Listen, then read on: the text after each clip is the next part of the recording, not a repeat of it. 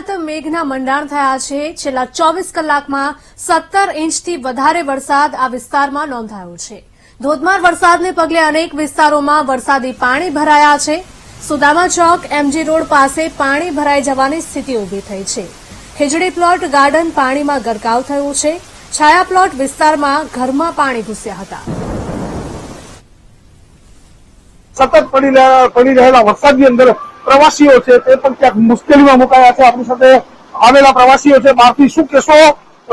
ક્યારે આવ્યા છો તમે અને શું પરિસ્થિતિ છે? અહીંયા પરિસ્થિતિ છે કે અહીંયા ચાની રેકડી ખુલ્લી નથી, નાસ્તાની હોટલ ખુલ્લી નથી। બધી પરિસ્થિતિઓ અહીંયા બહુ સમસ્યા બહુ વધારે છે। પાણી બહુ ભરેલું છે, માણસોને હાલચાલ કરવાની બી બહુ સમસ્યા પડે છે, બસ આવ જાવ માટે બી બહુ સમસ્યા પડે છે। એટલે સરકારની અમારી રજૂઆત છે કે અહીંયા કોઈ બી માણસો માટે સહાયતા કરી શકે। છોકરાઓ બોકરાઓ સ્કૂલ જવા માટે તકલીફ પડે છે કોઈને। અમે તો પરદેશી પણ બધી રીતે સમસ્યા વધારે છે। અહીંયા પોરબંદરમાં સ્થિતિ બહુ ખરાબ છે। જી, પોરબંદરની સ્થિતિ ખરાબ છે। ક્યારથી તમે આવ્યા છો? શું પરિસ્થિતિ છે?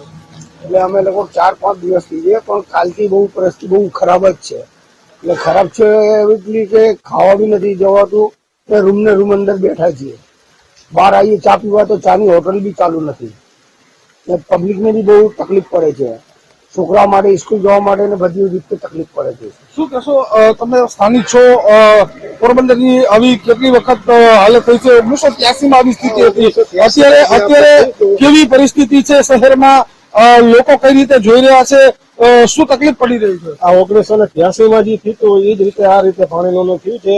રાતે 11 વાગ્યાથી માંડી આમ તો 7 વાગ્યાથી આપણે અમને પ્રાણીનો પ્રોબ્લેમ છે। અત્યારે એક તો સુદામા ચોકમાં ગટરે ખુલ્લું છે, એમને પાણી ભરેલા છે, પડીએ છે, છતાં કોઈ પણ જાતની ક્યાંય કોઈ સુવિધા છે નહીં। આ લોકો રાતે છોકરાઓના દૂધ હારું થઈને રખડે છે, નથી દૂધ મળતા, નથી બિસ્કીટ મળતા, આમ મોટી મોટી કહી રાખે કે અમે બધું કરશું।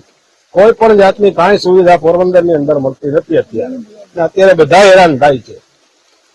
લોકો અત્યારે જે હેરાન થઈ રહ્યા છે, બહારથી આવેલા પ્રવાસીઓને, જે બાળકોને પીવા માટે દૂધની પણ કોઈ શહેરમાં વ્યવસ્થા નથી, પરંતુ કહી શકાય કે ગઈકાલે બપોરથી જે પોરબંદરને ગરગડી રહેલા વરસાદે સ્થિતિ છે તે ગંભીર કરી છે।